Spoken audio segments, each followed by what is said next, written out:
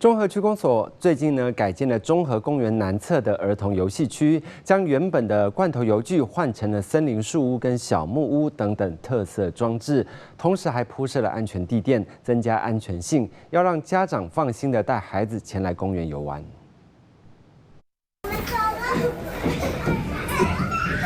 小朋友爬树屋，开心的滑下溜滑梯，就像玩闯关游戏。中和区公所花费1000多万元进行中和公园南侧儿童游戏区整修，把原本罐头式游具换成森林树屋与小木屋的主题式大型游具，让小朋友能攀爬，手脑并用，增加游戏乐趣。房子里面，它就是让孩子有一种好像在故事屋里面的感觉。我觉得在这个整个设计当中，跟一般以往的游具有很大的不同，就是好像它特别加入了一个情境的融入，然后再来就是很多的游具，我相信它增加了那个高度，还有增加了它那个旋转的数量，这样子好像在这个部分也可以特别增进孩子，不论他在大小肌肉的部分，还有他在整个小脑平衡的部分，然后还有真的是锻炼我们现在的孩子可以更勇敢，然后面对那样的一个挑战。 游戏区有小朋友适合的荡秋千、攀爬型溜滑梯、摇摇马，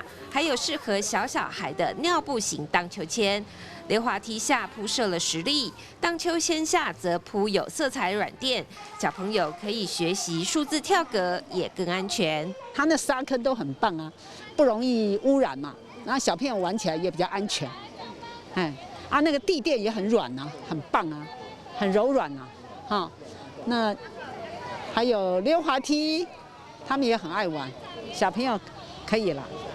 对。安全地垫的话，你觉得柔软度如何啊？非常的好，柔软度就非常的棒。中和公园占地广阔，林荫茂密，有新的游戏区，家长可以更安心的带着孩子到公园游玩，自己也能顺便休闲放松。这个公园，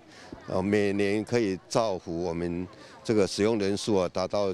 400万人之多，所以我相信这个设施的打造，变成是我们中和也算是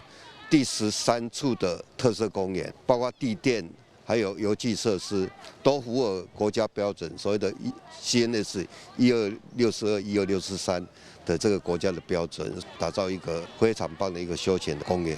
公园变身森林特色游戏区，成为大小朋友玩乐新去处。未来中和区公所将加速辖区内的公园改善，更新更多的公共空间，给市民更好的生活品质。许志明、吴佩珊，中和采访报道。